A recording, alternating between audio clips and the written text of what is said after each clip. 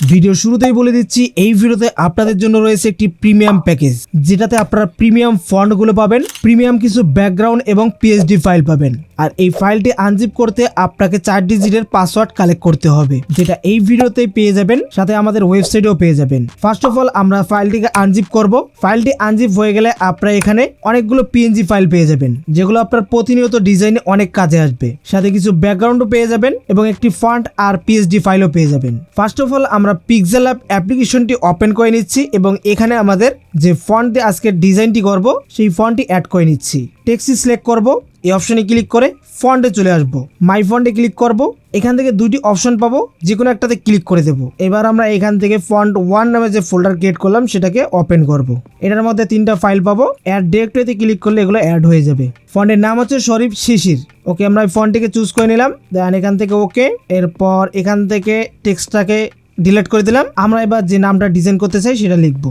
তো এক্সাম্পল আমি এই নামটি লিখলাম, দেন এটাকে আমি একটু বড় করে দিলাম এবং পেন্ডিংটা এখান থেকে বাড়িয়ে নেব, আর একটু বড় করে নিতে পারি। এরপর আমরা এখান থেকে চলে আসবো টেক্সচার অপশনে, এটাতে ক্লিক করব।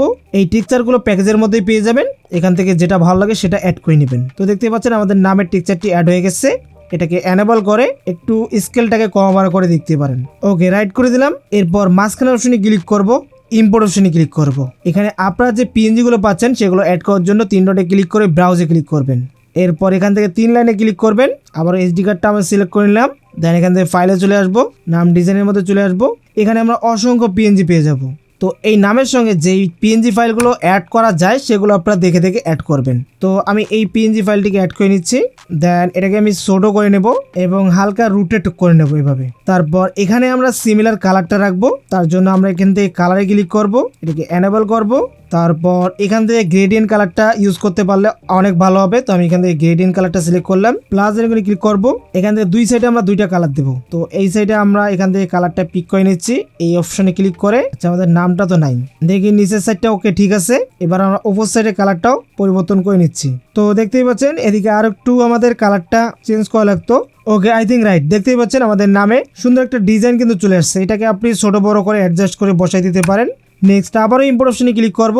এখানে যে পিএনজি গুলো থাকবে এগুলো দিয়ে আপনি ইউনিক টাইপের ডিজাইন আপনি করতে পারেন নিজে নিজে, ঠিক আছে। এখানে অনেকগুলো পিএনজি রয়েছে, এই পিএনজিটি আমি এভাবে ক্রপ করে অ্যাড করে নিচ্ছি, কারণ এটা আমি উপরে দিতে পারবো। এটার কালারটি আমরা পরিবর্তন করে দিচ্ছি। ওকে বন্ধুরা, দেখতে পাচ্ছেন আমি আমার নাম অনুযায়ী এই পিএনজি গুলো অ্যাড করে নিলাম। এরপর এটাকে আমরা পিএনজি আকারে সেভ করব। এর জন্য এই অপশনটিতে ক্লিক করে ট্রান্সপারেন্ট অপশনে ক্লিক করব, দেন শেয়ার বাটনে ক্লিক করে ডিফল্টে ক্লিক করে আল্ট্রা করে সেভ টু গ্যালারি বাটনে ক্লিক করব। তো আমাদের এই ফটোটি পিএনজি আকারে সেভ হয়ে যাবে। এবার আমরা সরাসরি ওপেন করব ক্রোম ব্রাউজার, কারণ আমাদের পিএইচডি ফাইলে কাজ করতে হবে। এখানে সার্চ করতে হবে photopea.com। এটা হচ্ছে ফটোশপের অনলাইন ভার্সন, যেটা আপনি মোবাইলে ইউজ করতে পারবেন। তো এই ওয়েবসাইটে চলে আসবো, এখান থেকে ওপেন ফ্রম কম্পিউটার এখানে ক্লিক করব, মিডিয়া পিকারে ক্লিক করব। এরপর 3 লাইনে ক্লিক করে এসডি কার্ডে চলে যাব, কারণ আমার ফাইলগুলো এসডি কার্ডে রয়েছে। ফাইলে চলে যাব, নাম ডিজাইন ফোল্ডারে চলে যাব, পিএইচডি ফাইলে চলে যাব। এই পিএইচডি ফাইলটা আমি এখানে অ্যাড করে নেব, একটু লোডিং নেবে। ওকে, আমাদের পিএইচডি ফাইলটি ওপেন হয়ে গেছে। এখানে এরকম অ্যাড আসলে আপনি জাস্ট এই ক্লোজ বাটনে ক্লিক করে দিবেন, তো অ্যাডটা কেটে যাবে। এরপর লেয়ারে ক্লিক করতে হবে, এখান থেকে দেখবেন ইওর লোগো হেয়ার সবার উপরে, এই লেয়ারটিতে ক্লিক করবেন, ডাবল ক্লিক করবেন। তারপর লেয়ারটিকে ক্লোজ করে এদিকে ফাইলে ক্লিক করবেন, ওপেন অ্যান্ড প্লেস এখানে ক্লিক করবেন, মিডিয়া পিকারে ক্লিক করবেন।